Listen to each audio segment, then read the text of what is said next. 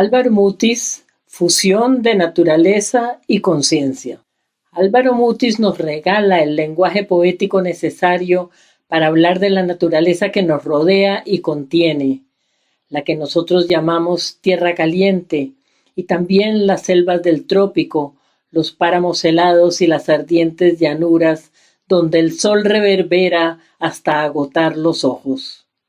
Leer a Mutis es emprender un vertiginoso recorrido por paisajes que son prodigiosos y a la vez ominosos, dadores de vida y de muerte.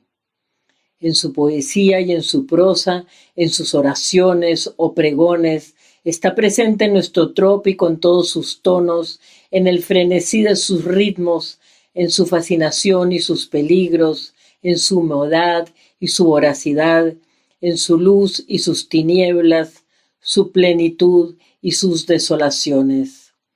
La exuberante naturaleza nuestra, dice él, cargada de una tristeza sin motivo, pero también sin posible consuelo.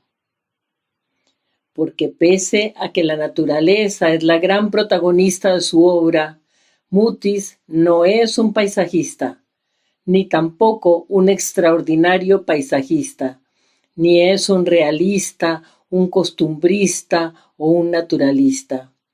En él, la naturaleza no es externa, es de una energía y una plenitud deslumbrantes, pero nunca es adorno, porque es, en cambio, interioridad, vivencia, entrega, sacrificio, paz y guerra, creación y destrucción. En Mutis, la naturaleza es fusión con lo humano, se funde y confunde con la subjetividad. Para él, penetrar en la selva es un viaje físico, pero es a la vez descenso al inframundo mítico, vegetal y primigenio de la inconsciencia. La naturaleza como un delirio individual y cósmico. El hombre se cruza con la naturaleza en medio de su trashumancia hacia la nostalgia y la descomposición. Y queda absorto en la naturaleza, entregado a ella o perdido en ella, como una barca varada, dice Mutis, en la copa de un árbol. La naturaleza en Mutis está hecha de imágenes oníricas y visiones memorables que laten escondidas en los rincones de la memoria y permanecen a la espera de que el poeta las nombre. En los rincones de la memoria, pero también de la desmemoria, porque hombre y naturaleza son, dice él, pasto del olvido, vocación de la nada. El suyo es un mundo que viaja inexorablemente hacia el desastre de los años. La naturaleza y el cuerpo humano son uno y el mismo, en plenitud y también en desintegración. De ambos emana el olor, dice él, de esas plantas dulce amargas de la selva que cuando se cortan esparcen un aroma de herida vegetal. Su paisaje se vuelve poético y metafísico cuando es añorado, abandonado y recuperado a través del recuerdo, el sueño y la palabra. Mutis filtra el trópico a través de claroscuros. Lo pasa por el tamiz de su poesía, se lo apropia y lo transforma.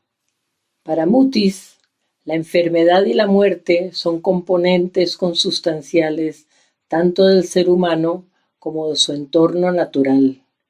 De ahí que sus hospitales de ultramar, de sus poemarios el que más me seduce, devele los paisajes más bellos y potentes.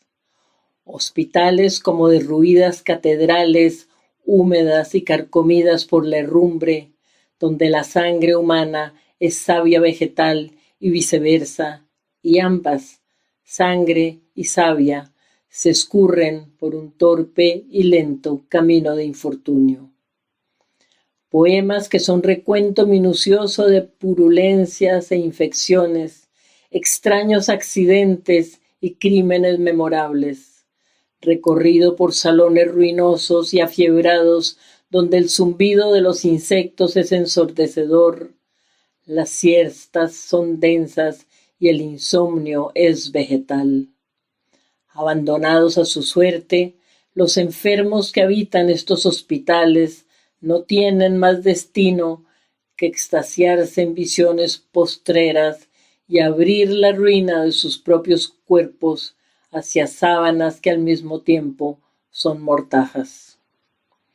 Hay simbioses de fluidos corporales y amazónicos, naturaleza humana y vegetal, ambas sujetas a las grandes plagas que serían, según Macrol, el hambre, la soledad, los estados mutantes, la pérdida de propósito, la espera gratuita y la larga ensoñación. En el poema titulado Morada, que bien podría ser una oración o una convocatoria, Mutis se acerca al sueño de las escalinatas de su amigo el poeta Jorge Salamea, o al relato Siete pisos del novelista italiano Dino Buzzati.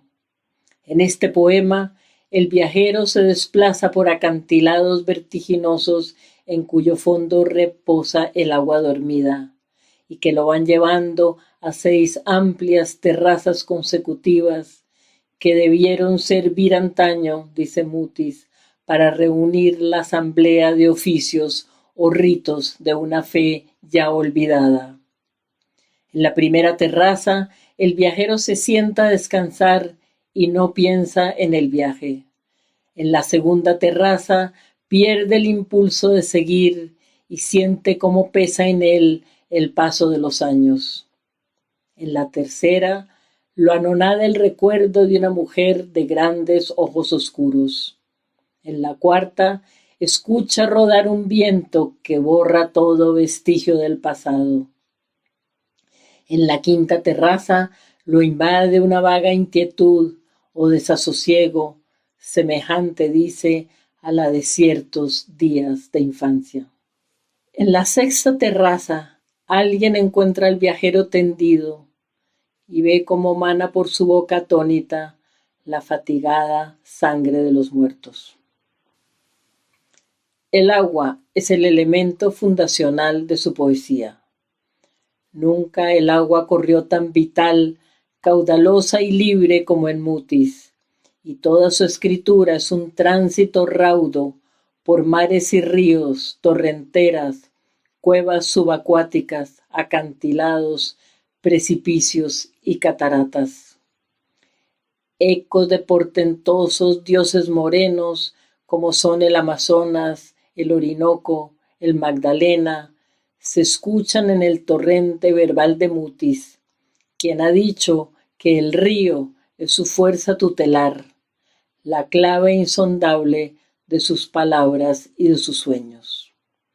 Río que desciende de la cordillera en un torrente de aguas que se estrellan contra grandes rocas, lo cito, dejando un vértigo de espumas y remolinos y un clamor desacompasado y furioso de corriente desbocada.